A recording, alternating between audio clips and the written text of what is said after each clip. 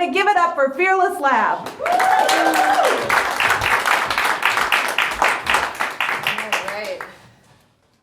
Sup, nerds? Welcome to Fearless Lab. Woo! Fearless Lab is one of Fearless Comedy Productions' longest-running monthly shows. We've been doing this for a long time. After a while, I snatched it and took it over as mine, and now it is my child and my baby. Fearless Lab is all about performers and new performers. Whether you're completely new to performing, you've never done anything as far as comedy goes before, or you're a seasoned comedian and you want to try out a new bit, this is the space for you. She already told you where and when we are, and so if you're interested, please come out and join us. We've got an amazing group of wonderful performers this evening that I'm very excited. So without further ado, please welcome the first performers tonight, Josh and Eli.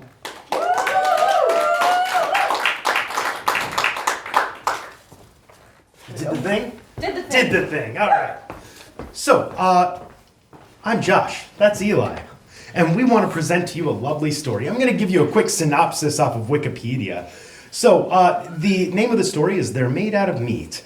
It's a short story by an American writer, Terry Bisson, and it was originally published in Omni magazine, and it consists entirely of a dialogue between two characters. Wow. Two characters.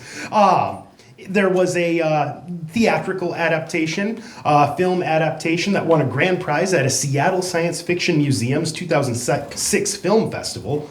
And the story was collected in the 1993 anthology Bears Discover Fire and Other Stories. It has circulated widely on the internet, which Bisson finds flattering, and it has been quoted in cognitive, cosmological, and philosophical scholarship. So, it's a real thinker. Yeah. So, without further ado. They're made out of meat. Meat? Meat. They're made out of meat. Meat. There's no doubt about it. We picked several up from different parts of the planet, took them aboard our recon vessels, probed them all the way through. They're completely meat. That's impossible. What about the radio signals? The messages to the stars? They use the radio waves to talk, but the signals don't come from them. The signals come from machines. Okay, so who made the machines? That's who we want to contact. They made the machines. That's what I'm trying to tell you. Meat made the machines. That's ridiculous. How can meat make a machine? You're asking me to believe in sentient meat? I'm not asking you, I'm telling you. These creatures are the only sentient race in the sector, and they're made out of meat. Okay, so maybe they're like the Orphaloi, you know, a carbon-based intelligent that goes through a meat stage. Nope, they're born meat and they die meat. We studied them for several of their lifespans, which didn't take too long. Do you have any idea the lifespan of meat? All right, spare me. Okay, so maybe they're only part meat, you know, like the Weddellei, meat head with an electron plasma brain inside. Nope, we thought of that. Since they do have meat heads like the Weddellei, but I told you, we probed them. They're meat all the way through. So, no brain? Oh, there's a brain all right. It's just that the brain's made out of meat. So what does the thinking? You're not understanding, are you? The brain does the thinking. The meat! Thinking meat. You're asking me to believe in thinking meat. Yes. Thinking meat, loving meat, dreaming meat. The meat is the whole deal. Are you getting the picture? Oh my god, are you serious then? They're made out of meat? Finally, yes. They're indeed made out of meat. And they've been trying to get in touch with us for almost 100 of their years. So what does the meat have in mind? First, it wants to talk to us. Then I imagine it wants to explore the universe, contact other sentients, swap ideas and information, the usual. So we're supposed to talk to meat? That's the idea. The message that they're sending out by radio, hello, anyone out there? Anyone home? That sort of thing. They actually do talk then. They use words, ideas, concepts? Oh yes, except they do it with meat. But I thought you just told me that they use the radio. They do, but what do you think is on the radio? Meat sounds. You know how when you slap or flap meat, it makes a noise? They talk by flapping their meat at each other. They can even sing by squirting air through their meat. Oh my god. Singing meat? This is altogether too much. So, what do you advise? Officially or unofficially? Both. Officially, we are required to contact, welcome, and log in all sentient races or multi-beings in the quadrant without prejudice, fear, or favor. Unofficially, I advise that we erase the records and forget the whole thing. I was really hoping you would say that. It seems harsh, but there is a limit. Do we really want to make contact with meat? I agree 100%. What's there to say? Hello, meat. How's it going? But will this work? How many planets are we dealing with here? Just one. They can travel to other planets in special meat containers, but they can't live on them. And being meat, they only travel through sea space, which limits them to the speed of light and makes the possibility of their ever making contact pretty slim, if infinitesimal in fact. So we just pretend that there's no one home in the universe? That's it. Cruel. But you said it yourself. Who wants to meet meat? And the ones who have been aboard our vessel, the ones you probed, you're sure that they won't remember? They'll be considered crackpots if they do. We went into their heads and smoothed out all their meat so that there were just a dream to them. A dream to meet. How strangely appropriate that we should be meat's dream. And we can mark this sector unoccupied. Good. Agreed, officially and unofficially. Case closed. Any others? Anyone interesting on that side of the galaxy? Yes, a rather shy but sweet hydrogen core cluster intelligence in a Class 9 star in G445 zone. Was in contact 2 galactic rotations ago, wants to be friendly again. Ah, yes, they always come around. And why not? Imagine how unbearably and unutterably cold the universe would be if we were all alone. And that's it. Keep it going for Josh and Eli!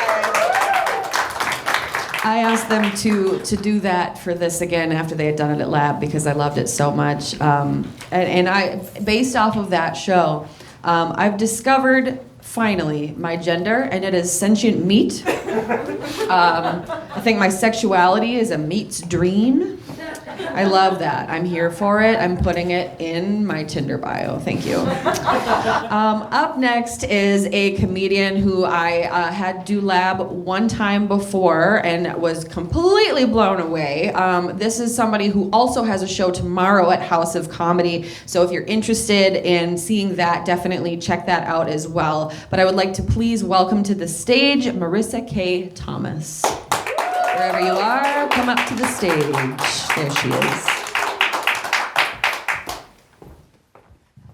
What's up? So hopefully now you're not disappointed. All 5 of you. Yeah, okay, you're watching. It's all good. Actually, this is not my first time on this stage. It's not something that Phoenix is probably proud of, but I did the lip syncing contest a couple years ago. Woo! The one and only time I needed a cone bra. I was Madonna. Oddly enough, I didn't win. It's weird. But, whatever. It only hurt for like 2 years. Haven't done it since. Okay, so I have a question about jelly beans. Who the hell decides what tastes like a Band-Aid? Like, have you ever thought about the logic of these nasty jelly beans? Like, poop, barf? How much barf did you have to eat again before you thought, I think we nailed it? I'm gonna need a little more corn on this one. Like, yeah, I mean, really? Like, we dare each other to eat it, but can you imagine, like, the group sitting around doing the research for that? Band-Aid, yeah. I'm gonna need a little more dead skin and hint of infection. And I think we're ready to go to market. Yes. Yeah, Kayla's really awesome. You're awesome. I got to meet her once. She was amazing. I'm the horrible one, but there's logic behind that, and I will explain this. But I actually have an extensive resume. I do, in acting, yeah. I know you're probably looking at me thinking, I know her. You are right. You may know me as bartender number 3, LA County Coroner number 4, girl in crowd, and my personal favorite, the one female in Los Angeles that Harvey Weinstein never propositioned. Yeah, that kind of hurt. I'm still SAG eligible though, yay. Yeah, whatever. So that was fun. So now I live in Minneapolis, been here for a few years, doing all this fun comedy stuff. I recently found out that on March 1st that I'm going to be adding a new role to my resume, mother. Okay. Yeah, I was pretty surprised, but kind of beat some odds. I figured if I ever wanted to beat 4%, I'd hopefully go for the lottery. But obviously that didn't happen. I actually do hair full time. I don't know if I brought enough cards with me. So just hit me up after the show. I'll give you my contact info. And I remember one of my clients asked me if I tried to trick my man, if I tried to trick him and get pregnant. I was like, yes, I poked a hole in my Nuva ring. Yes. Was very methodical. Totally. Yeah, it's been quite special. But I have noticed that I've matured in the past few weeks. I'm 39 years old. I know now everyone's staring at my tummy and you're like, I know exactly what you're thinking. You're like, what is her spirit animal? Made me think back to when my mom had that chat about with me, or that chat about sex with me. I think that was like 5 years ago. Yeah, she wanted to like sit me down and give me the facts. I'm like, Mom, you're like 10 years too late. Yeah, I saved it for a while. But she goes, yeah, but I think you're doing it wrong. I'm like, Mom, because, I was single, whatever, I'm okay with it. But, it is weird how your tastes change from your 20s to your 30s. Like in your 20s, you're attracted to those guys that smell like vodka and regret. In your 30s, you kind of move it on up to Old Spice and a 401k. It's hot. In your 20s, you love chicken tenders and Coke. And in your 30s, you like sushi and sake. In your 20s, you wear those expensive, sexy underwear from Victoria's Secret. And then in your 30s, no wait, I still wear those. $15 was a lot to spend on underwear 2005. Seriously, it was. Besides, now it fits. Like it's just stretched out enough to be comfy. But yeah, also I've noticed I feel more comfortable with myself. I'm in a committed relationship. He's gonna be the father of my child. We're actually getting married on Monday. Yeah, suckered him in. I know I've seen a lot of women talk about like when they have that ring, they want to like flash it everywhere and like use their left hand for everything. And they're like, ma'am, I can't read your signature, but they want to use it anyway just to dazzle it a little bit. I just thought, he was talking about marriage anyway, and I was like, hey, what the hell? You wanna? Let's just do it. So I don't have a flashy ring or anything. But I've noticed it's also given me kind of a sense of self-confidence. Like, not the kind where, like, girls in love feel frisky, they can go back to wearing, like, grannies, but sexy grannies. Like, I can walk up to the ice cream sandwiches and buy, like, 5 boxes at a time. I'm very okay with that. I'm like, no, it's okay. I'm pregnant. Like, people feel sorry for me, so it's okay.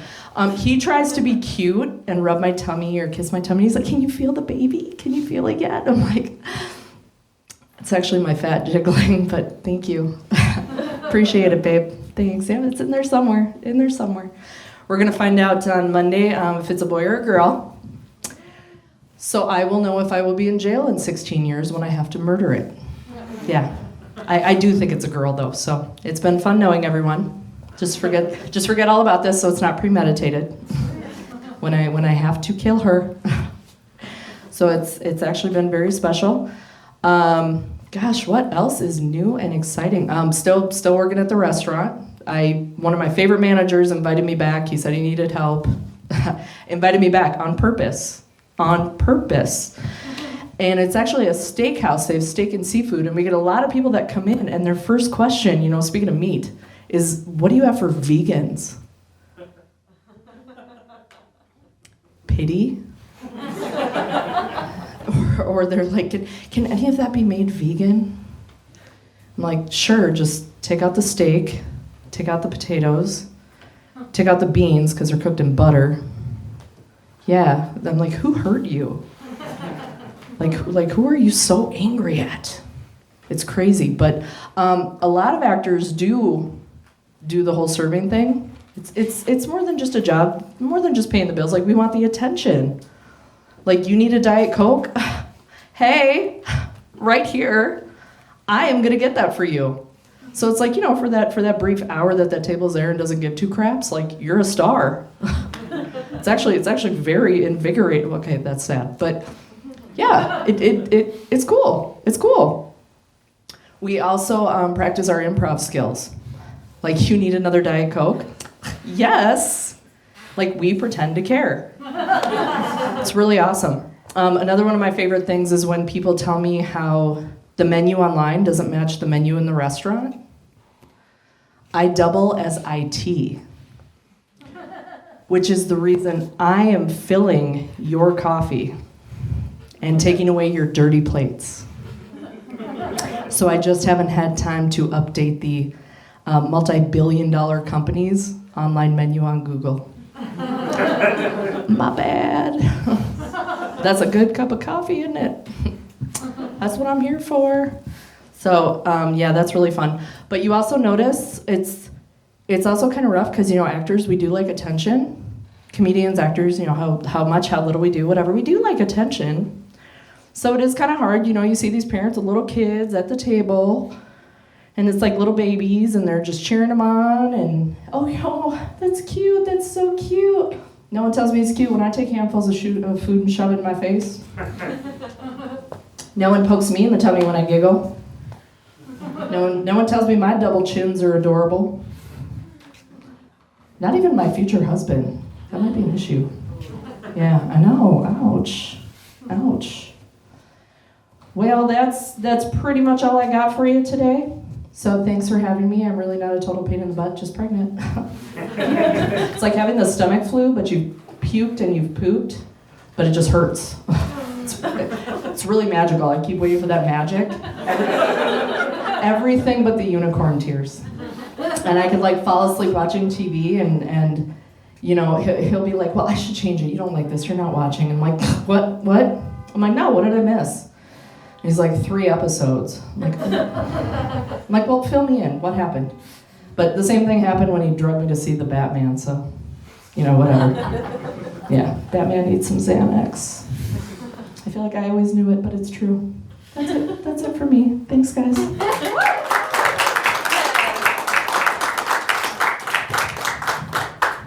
You could have handed it to me, but that's okay. Oh, but now you're... Thank you. Oh my God. Bestowed upon me. Thank you so much. I keep getting compliments here tonight. It's really exciting. Thank you. I love it. I'm really here for it. It's interesting. You talk about the phases between 20 and 30, and that is fun and interesting. I'm in my 20s. I'm 27, and recently I'm going through my first hoe phase. Amazing. I tried doing it so many times, and I always just end up in a relationship. It's really terrible. And so, now catch me, fucking on the floor of a college friend's apartment next to his gamer chair. Amazing. Thriving. It's funny because I walked into, I hit this guy up. It had been years since I'd seen him. Had no intention of going into it for that. I just kind of went there. And I walked in, he had just moved in because he had just left a long-term relationship. I had just left a long-term relationship. It was just I was starting to connect the dots. I walked in, there's no furniture in his new apartment at all yet. That's why, hence the floor. Because I have a bad back that wouldn't happen unless out of necessity. And it was necessary, okay? Let me have this. And so I walked in, I'm thinking, oh my God, there's nothing in here. What is this guy doing with his life? And then I realized, oh, right, he's my age. Praise be, I'm so sorry to everyone that knows me, but yeah, no, it's amazing. There's no, baggage all over the house like all my friends that are older than me. It's amazing. I'm the baggage now. But yeah, on the floor, amazing. So now that you know that about me, if you don't know about Lab, I know I keep hyping up Lab, but I love it so much. It is my baby child. I started out at Lab because I was tricked into it here on this stage during Die Laughing. I don't know how many years ago now. And then I took up the mantle of tricking people to get on stage. And I take it very seriously. And the next person that's coming up is another person whom I've tricked onto the stage for Lab. And I'm so happy for it. A very dear friend of mine who just turns out to be incredibly fucking talented, which is how most Lab things go. Please welcome Ian, wherever you are. Ian! I was just told to say your first name, so that's what you're getting. Where are you, Ian? I see you. Who's here? Hi, guys. All right, have fun. It is a void, actually. The lights are blinding. How are you guys doing tonight? All right, some scattered applause. Oh, thank you. Now I get to lean on it like a professional. All right, let's see. What do I got for you guys today? Let's see. Last time I did this, I think it was on the live stream Fearless Fest. So that felt like forever ago. I think I was living in a different city. Felt like a whole different time. But since then, I have recently made the very mature decision to get sober. Thank you. Wait, we'll get there. Yeah, this is probably one of the more mature decisions I've ever made. And I've got to say, ever since I made it, I feel so shitty. Why did nobody warn me it would be like this? All right? I'm a grand total of 3 weeks into sobriety and I hate it. All right? I can't do any of my favorite things anymore, like professing my undying love to a body pillow at my friend's apartment. Or even better, drunk driving. Don't give me that look. We all know drunk driving is fun. We're just not allowed to say it because of the PC police and also the actual police. But you want to know what I really miss about using and not being sober? It was the challenge of it. Because normally, walking from my friend's house to my house is just way too simple. It's not eventful. But when you add in the secret ingredient of walking like a Parkinson's patient, it gets way more interesting. Oh, sorry. If that struck too close to home, sorry. Yeah, and one of my favorite places to get twisted was at college parties, which I still attend, but I'm keeping my sobriety. I'm holding on for dear life. But it's the perfect place because college parties are one of the only places where you can go and see somebody who is either 13, 35, or a bird and not know which one it is. Funnily enough, the only other place you can see that is in England. Yeah, and college parties are great because of the routine and the pattern. Every night starts the same. You have someone saying, oh, I'm not going to drink, I don't really like to drink, and then sure enough, 3/4 of the way through the night, that person is 3 vodka crayons, 2.5 gin and tonics, and half a blunt in, vomiting over their friend's backyard. Also, that person's me. Yeah, not a great look. Yeah, it's one of the other great things is, sometimes that pattern gets interrupted, sometimes by somebody getting thrown out of the party because they hit on somebody's girlfriend, and then a street fight emerges. They're usually connected.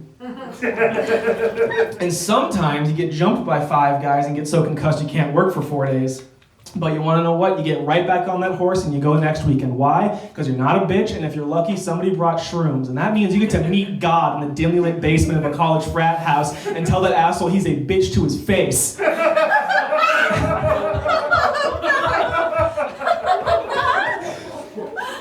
Yeah, fun times. Yeah, let's see, what else do I got about college frat parties? Oh yeah, you're guaranteed to see a couple things there. One is a sorority girl loudly proclaiming that she's never gonna date anymore because men are trash and he just ruined me. And 1, fair enough, all right? Go you. 2, but really never? I mean, I've gotten food poisoning like 6 times from McDonald's and I'm still ordering Big Macs, all right? You can't say never. Yeah, and then, it's like, I get it, dating sucks, especially using dating apps. I have seen on people's profile, somebody put, I know I found the one when they wake up at 5 a.m. with me, and like, okay, you're already setting the bar way too high. The only thing that's getting me out of bed at 5 a.m. is nothing short of my mother dying. I've seen somebody else put on there that, they just want to find a guy who's tall and funny, and hun, you are looking for a unicorn, all right? You cannot have both. One happens because the other one isn't true. Do you think if I was 6'2", I'd be sitting on stage right now with a mic in my hand, talking about my clearly very thin sobriety just to make people laugh? No, I'd be getting laid like a normal person.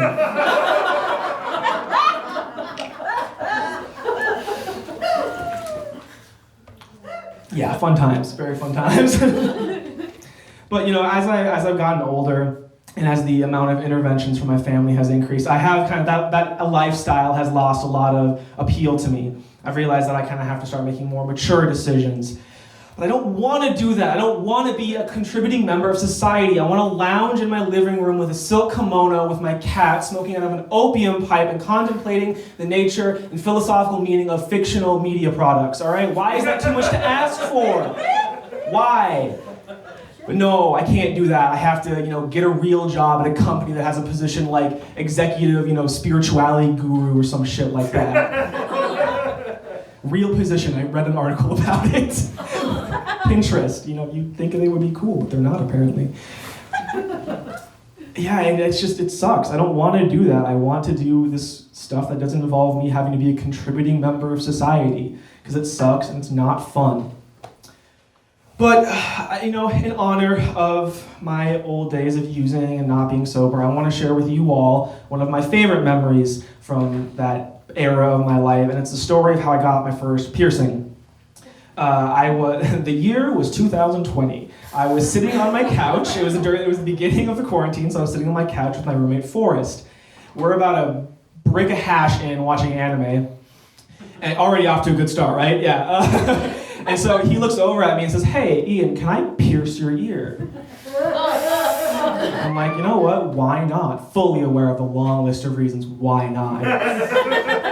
So he's like, all right. He hands me an ice cube, says, "Apply pressure. I'll be back in a minute." I apply pressure. Sure enough, he comes back in a minute with a bucket of supplies. And the first thing he pulls out is a 2008 Barack Obama campaign button.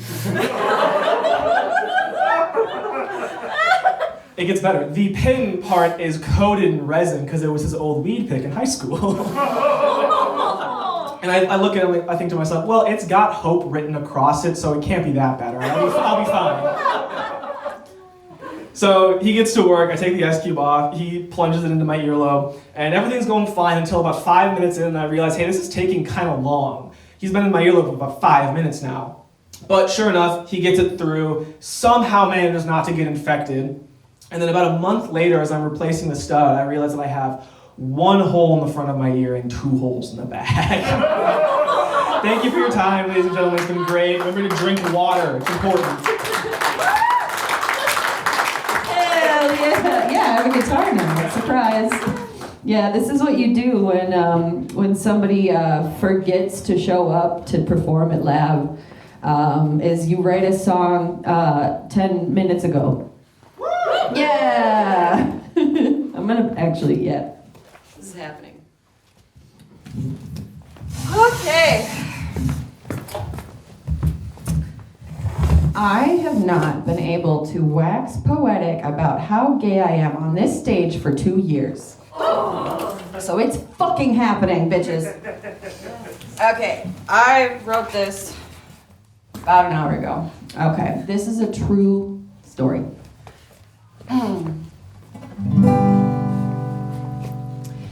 I know I use these shows to flirt and say I'm gay, but it wouldn't be Fearless Lab any other way. I still don't have a girlfriend.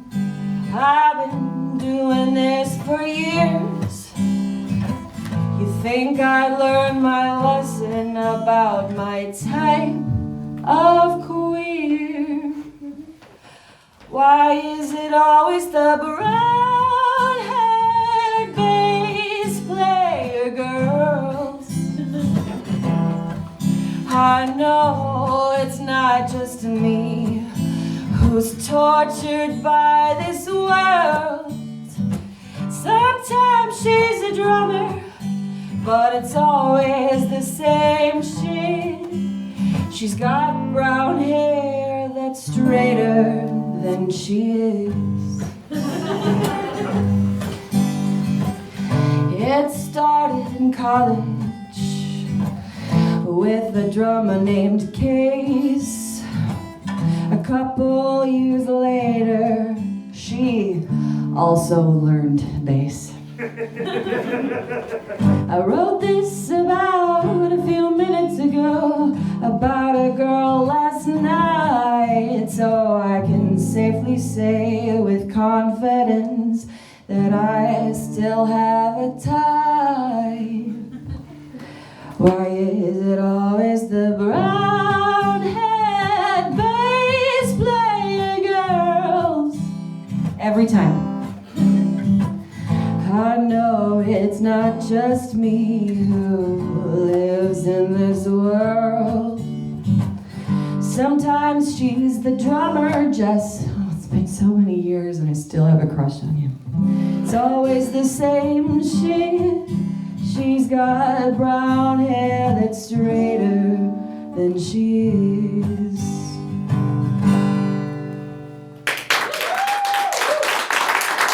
Thank you. You know, I really do use this stage as a way to flirt. Because how else would you know I'm gay? I mean, there is the Carhartt beanie. There is the flannel. You know what? Never mind. I do this because I like it. I like the attention, you know, I do. And it is the only way that I've been able to like start that conversation. So you're just gonna bear with me. And thankfully, even if it's not particularly funny, at least it sounds pretty. So this is my MO. You're welcome. Thank you. Thanks. And my number is 6 foot. No, I'm just kidding. We have one more performer tonight, and it's going to be a really good one. But before I introduce her, I wanted to remind everybody that we have a matching grant right now for, I believe, $100. So if you have not yet donated, I would encourage you to do so. There's lots of ways to do it. You can make somebody walk across some Legos, which is always fun. Like if you're kind of goth like me, or like a masochist, or like, what's the word for the people that like causing other people pain? Sadism. Yeah. If you're look, we're learning a lot about each other tonight. And it's fine. This is therapy. Okay. If you're one of those people like me, you can donate money for that to happen, and it obviously goes towards this company's goals. This is the main way that we fund all these amazing projects, and of course, Fearless is here for comedians to be able to do. Like I think Lab is the be all end all, in my personal opinion, the be all end all of this whole thing, because it's exactly here to support comedians trying things out, doing things, putting on these amazing shows. So please donate if you can. We're really appreciative of it, and it's very exciting. So I will introduce to you now the last performer of the evening, last but not least. And this is someone who is a Lab regular. You all know her and love her. She's also got a show coming up also at the House of Comedy on May 10th, and it is the Funniest Person with a Day Job show. But please welcome to the stage, Just Nancy.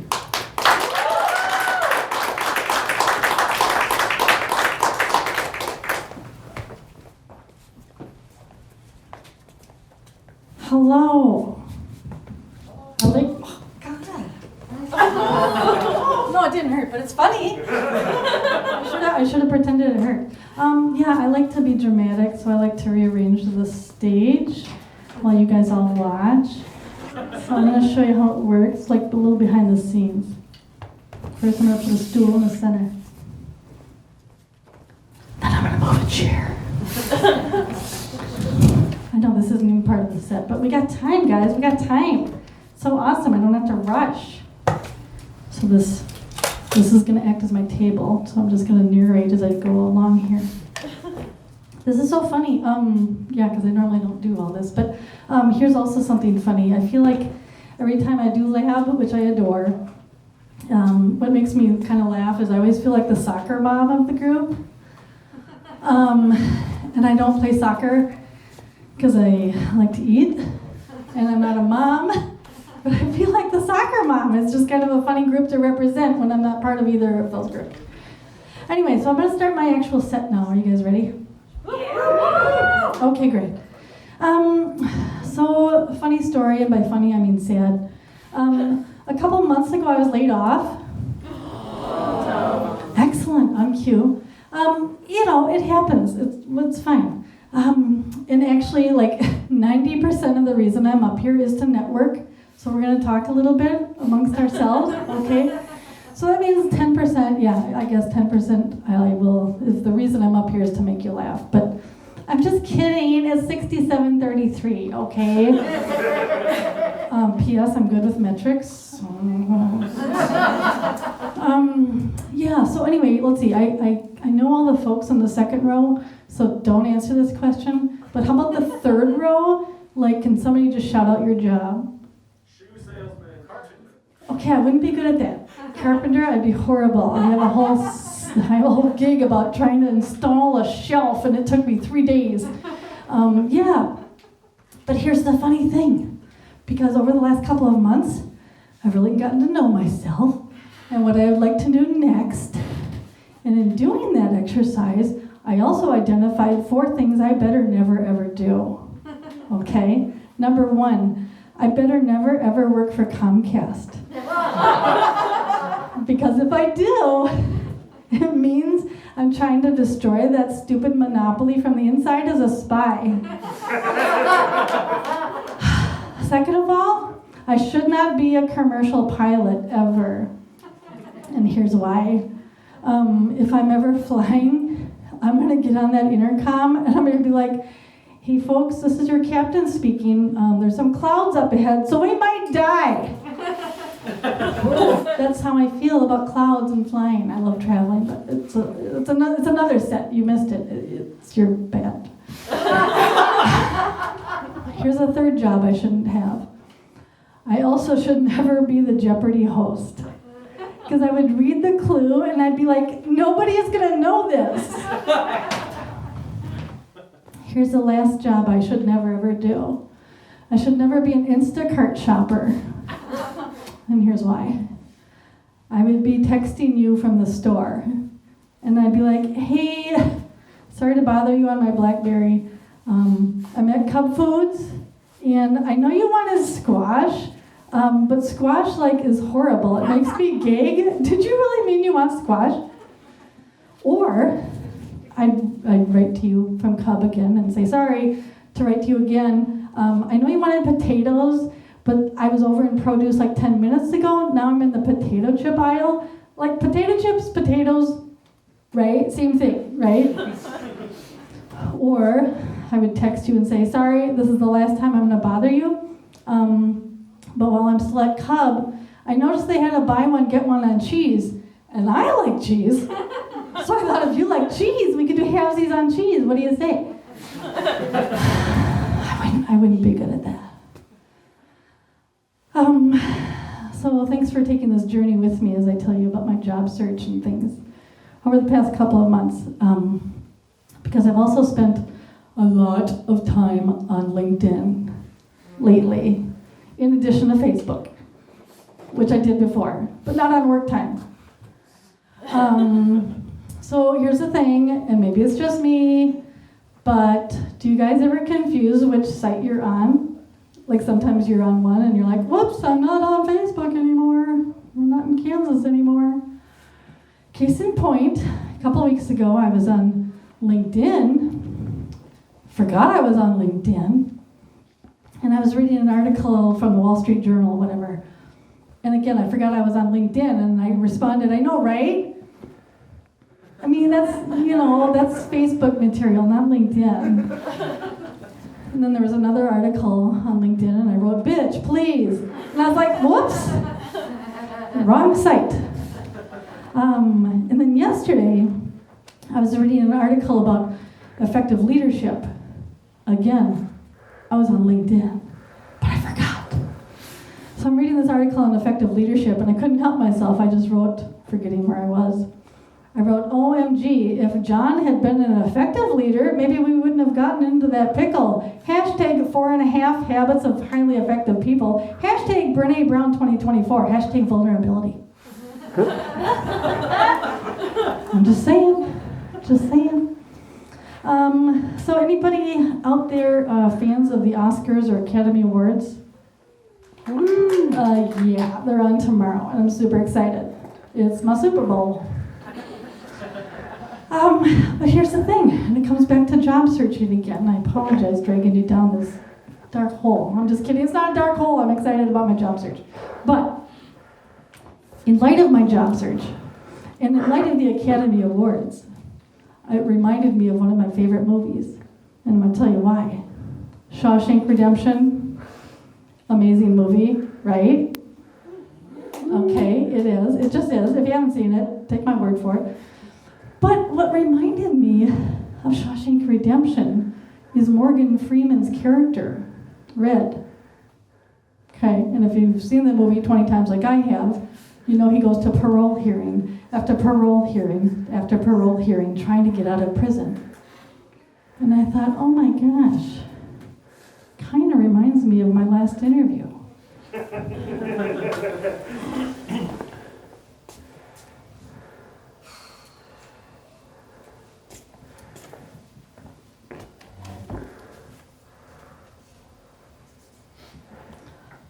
Come on in, sit down.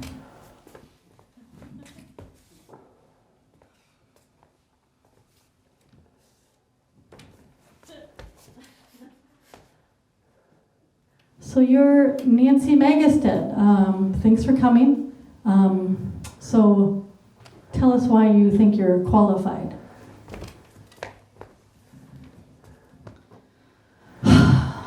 Qualified. Well, if I only knew what that meant. Well, it means you're the best person for the job. I know, Sonny, you don't need to tell me what it means. I know what qualified means. Qualified. It's just a politician's word.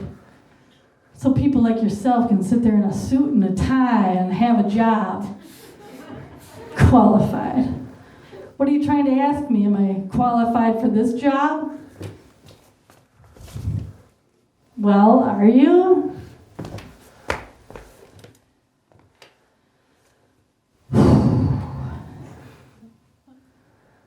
Yeah. Yeah, I'm the best person for this job. What are you trying to say? You're trying to say like 2 months ago when I was that young kid who got laid off with a severance package that I'm not qualified just because of that? Qualified. I wish I could talk to that kid from 2 months ago. That kid who, yeah, I would just tell her the way it is, you know? Man, but I can't. That kid's long gone, and all that's left is this old woman. Qualified. What a bullshit word. So why don't you go on and keep interviewing your other candidates and stop wasting my time? Because to tell you the truth, I don't give a shit. You're hired.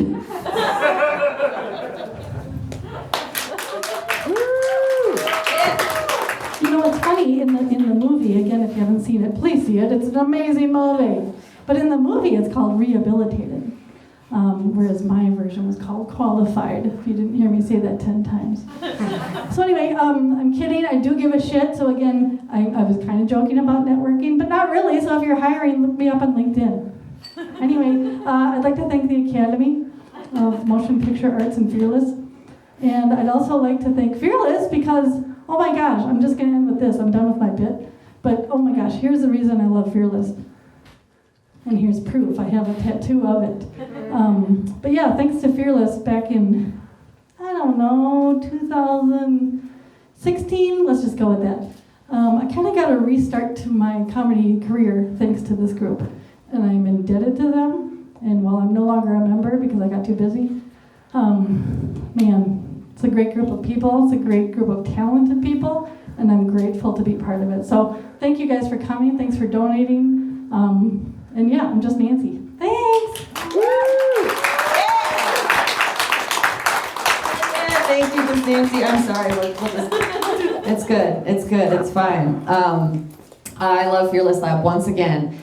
If you are interested in doing comedy, please come and talk to me. Find me on any of the Fearless Lab socials, and let's get you up on a stage. I'm thinking about doing just one more little song. Would that be okay with you guys? Cool. I'll take the little music stand there and we'll do this. We'll do this thing. All right, this is something that I wrote a while ago, a couple summers ago, back when things were still happening and people were going outside. But if you are a person that has boobs, you might relate to this, which is very exciting. And I would, you know what? Yeah, I'll promise. I'll stop talking about how gay I am now. This is a song about tits. It is 90 degrees. I'm trying to stay cool, but under my chest is where the sweat pools. But if I adjust or wipe it away, I bet that I'll hear a gentleman say a clever retort, a neat joke or two. But I can report his balls will stay blue, 'cause believe it or not, my fixing my boobs isn't an ask for attention from you. Sometimes I just find them annoying. I'm not asking for this, but I'd prefer if you just ignore them with me, but you won't, 'cause they're tits. Tits.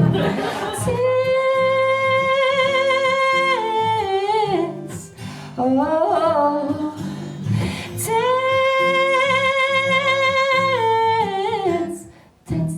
tits. Oh yeah. Now, don't get me wrong.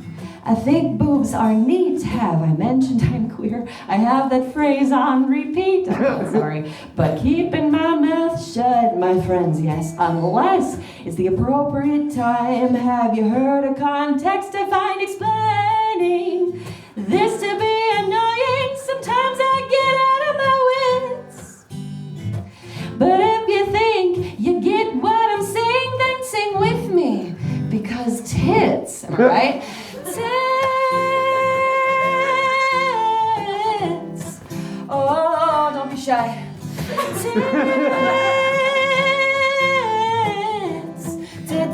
Tits. One more time, everybody. Tits.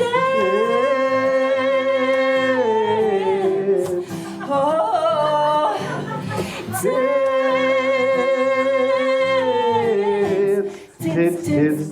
Thanks, Jason. You're welcome. This has been Fearless Lab and my wet dream. Good night, everybody.